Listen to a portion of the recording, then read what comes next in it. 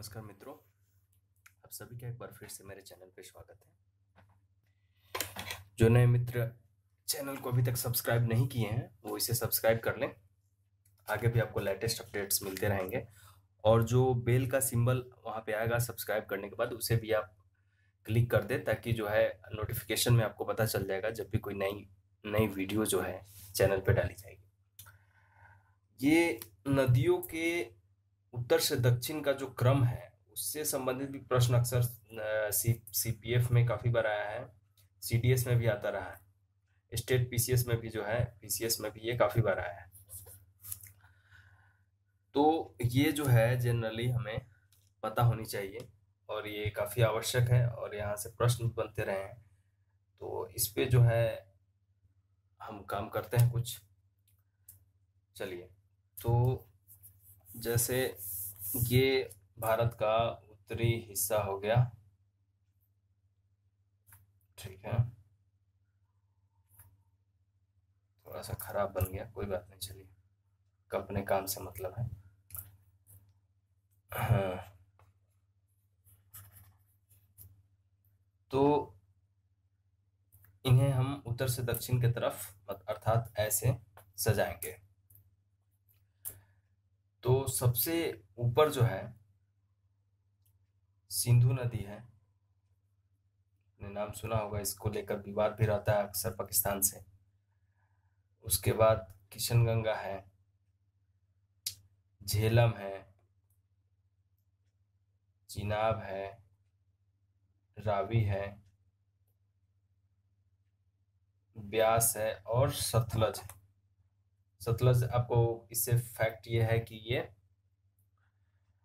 जो इंदिरा गांधी नहर जो डेवलप की गई है राजस्थान के मरुस्थल क्षेत्रों में कृषि के लिए, तो ये सतलज पे ही इससे नहर निकाली गई है। तो ये फैक्ट भी आप याद रखिएगा, ये काम आता है एग्जामिनेशन हॉल में। ये नदियों की एक श्रृंखला है जो कि यहाँ से होते हुए सब आपस में मिलती है और जो है आकर अरब सागर में गिर जाती है।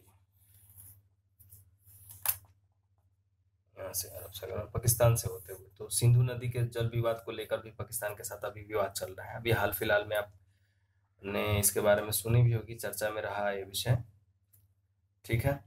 तो इसको जो है नदियों को जो है उत्तर से दक्षिण के क्रम में हमें सजाना है और ये अक्सर पूछ देता है। ये थोड़ा एक्सट्रीम स्तर का क्वेश्चन है, थोड़ा ज्यादा टफ है, लेकिन फिर भी हमें अपने तरफ से तैयार रहनी चाहिए ताकि एग्जामिनेशन हॉल में हमें अगर ऐसे प्रश्न आते हैं तो इसके दो फायदे हो सकते हैं। देखिए, अगर ऐसे प्रश्न आते हैं तो एक तो हम लीड ले लेंगे दूसरों से, ऐसे प्रश्नों को कर लेते हैं तो एक लीड ले लेते हैं। दूसरी चीज, अगर मान लीजिए पूछ देता है कि नदी का नाम दे देता है और पूछ लेता है कि नदी तंत्र से पूछ दिया कि इसमें से कौन सा नदी जो है संबंधित एक दूसरे से नहीं है, मान लीजिए, तो इस जैसे आपने इतने नदियों का नाम याद रखा तो आपको पता चल जाएगा।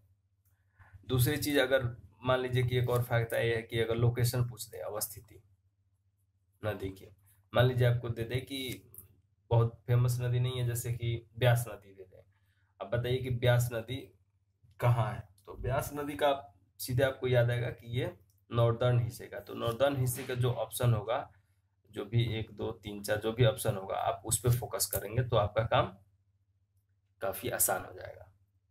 तो ये सारे फायदे होते हैं, ऐसा मत सोचिए कि केवल एक चीज है, ये सारी चीजें जुड़ी होती है आपस में, इनका रिलेशन होता है।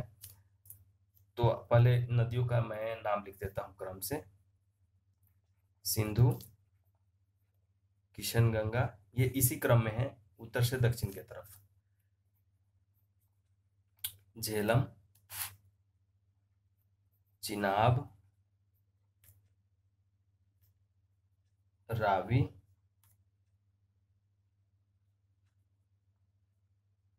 ब्यास और सतलज। एक चीज और याद रखिएगा, जो रावी नदी है ये दो नदियों के मिलने से बना है। ये यूपीएससी में एक बार क्वेश्चन आ चुका है, तो इसको जो है आप कर लीजिएगा। ये दो नदी है, ये समझ लीजिए इसको, एक है चंद्रा और एक है भागा। ये दो नदी है हिमाचल प्रदेश में, इन दोनों के मिलने के बाद जो है ये रावी हो जाती है हिमाचल प्रदेश में। क्योंकि मैं पर्सनली जो है हिमाचल टूर के समय, जब मैं दिल्ली यूनिवर्सिटी से टूर पे गया था, ज्योग्राफिकल टूर पे। तो यहाँ हम गए थे, तो यहाँ जहाँ ये नदी मिलती है, दो दिशाओं से अलग अलग नदी आती है, एक चंद्रा और एक भागा। और दोनों जब मिल जाती है तो उसके बाद इसका नाम जो है रावी हो जाता है, और फिर ये आगे बढ़ जाती है। तो ये आप याद रखिएगा। चलिए, इसका जो फॉर्मूला है वो है, पहले तो दोनों का मिला दीजिए तो एक हो जाएगा शक। ये काफी आसान है। उसके बाद झचीरा, शक झचीरा ब्यास, ब्या शक झचीरा ब्यास। काफी आसान है ये। शक से आपको ये दोनों हो गए, झचीरा ब्यास। ब्यास है पूरा नाम, लेकिन इसमें से स से आप सतलज बना दीजिएगा, तो ये कंप्लीट हो जाएगा।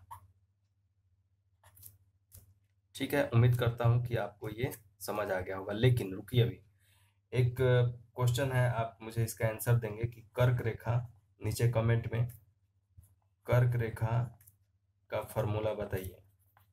जो भारत के 8 राज्यों से गुजरती है, उसका आप मुझे फॉर्मूला नीचे कमेंट में, 8 राज्यों से फॉर्मूला बताइए, ताकि मैं ये भी तो समझूं कि आपको फायदा हो रहा है नहीं हो रहा है। ठीक है, आप सभी मुझे कमेंट देंगे कि इसका फॉर्मूला क्या है कर्क रेखा का। ठीक है, थैंक यू सो मच।